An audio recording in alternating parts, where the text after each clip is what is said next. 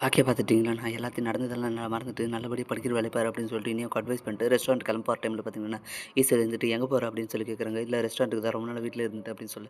இனிமேல் நீ ரெஸ்டாரண்ட் பார்த்து கழிச்சதெல்லாம் போதும். இனிமேல் ஒழுங்கு மரியாதையா வீட்ல இரு. நீ ரெஸ்டாரண்ட் சுத்தாதனால தான் உன் மகன் இப்படி ஒரு காரியத்த பண்ணி வச்சிருக்கா.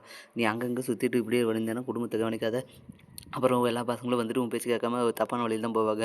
அதனால தான் சொல்றது எல்லாத்தையும் மூடி வச்சுட்டு இனிமேல் அம்மாவா பொறுப்பா வீட்ட கவனிக்கிற வேலைய பாரு அப்படின்னு சொல்ல உடனே பாக்கிய பார்த்தீங்கன்னா செம கோவம் வந்துடுது. என்ன அத்த பேசிட்டு இருக்கீங்க?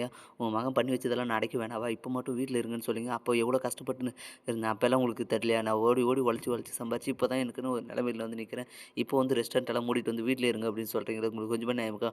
உன் மகன் பண்ணி வச்சது இதெல்லாம் வந்து யார் அடைக்கிறது அப்படின்னு சொல்லு. அதான் கோபி வந்துட்டான்ல இனிமேல் அவன் பார்த்துக்குவான் அப்படின்னு சொல்ல. என்ன வந்துட்டான்? அவரு உனக்கு மகனா இங்க ஏதோ சும்மா கொஞ்ச நாள் தங்கலான்னு தான் சொல்லி வந்திருக்காரு. அவரு ஒண்ணும் பண்ண நஷ்டத்தெல்லாம் கடனெல்லாம் வந்து அடைக்க போறதில்ல. நான் தான் எல்லாத்தையும் சம்பாரிச்சு அடைக்கணும். அத கொஞ்சம் புரிஞ்சுக்கங்க. இனிமேலும் டென்ஷன் பண்ணாதீங்க அப்படின்னு சொல்லிட்டு பார்த்தீங்கன்னா, பாக்கி கோவமா வெளிய போயிடுற. உடனே ஈஸ்வரி வந்து பார்த்தீங்கன்னா, "பாத்தியா என்ன பேச்சு பேசுற? என் பேச்ச கேட்கவே மாட்ற" அப்படின்னு சொல்ல கோபிந்த், "அம்மா அவ சொல்றதும் கரெக்ட்டு தான்ம்மா. என்னால ஆன நஷ்டத்த அவ தானே அடைக்கணும். நான் வந்து ஹெல்ப் பண்றதுனால வேணான்றா. அவ சுயமரியாதை ஜாஸ்திம்மா. அதனால அவ இஷ்டமே பண்ணிட்டு விடும்மா.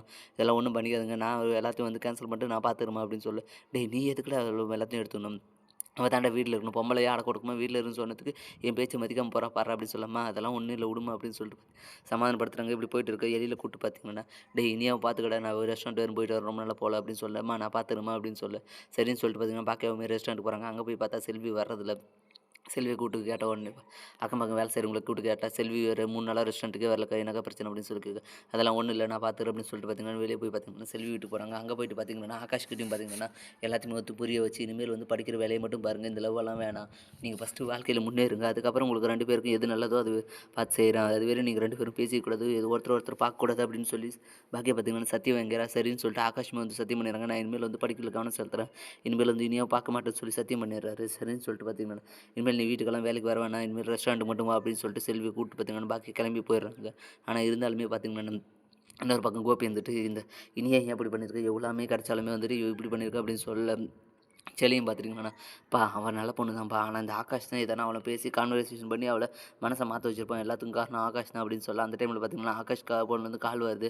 இது பார்த்தீங்கன்னா, செல்வி பண்றது. ஆனா வந்துட்டு ஆகாஷ் தான் பண்றேன்னு சொல்லிட்டு கோபி பார்த்தீங்கன்னா, டென்ஷன் ஆயிடுறாங்க. இவன் அடங்கவே மாட்டான் போல இருக்குது. திருப்பி திருப்பி எப்படியானா இனியா மனச மாத்தி திருப்பி எப்படியானா சொத்தெல்லாம் அபகரித்து தான் இந்த பிளான் போட்டுருக்கான் பாரு. இவ்வளோ மிரட்டியும் பார்த்தீங்கன்னா, ஃபோன் பண்றான். இவன சும்மாவும் விடக்கூடாதுன்னு சொல்லிட்டு பார்த்தீங்கன்னா இனி ஆகாஷ் வீட்டுக்கு பார்த்தீங்கன்னா, கோபியும் இனியாவும் போறாங்க. அங்க போயிட்டு பார்த்தீங்கன்னா, டேய் ஆகாஷ்ன்னு கூப்பிட்டு அவன வெளிய வர வச்சு பார்த்தீங்கன்னா, அடி அடின்னு அடிக்கிறாங்க.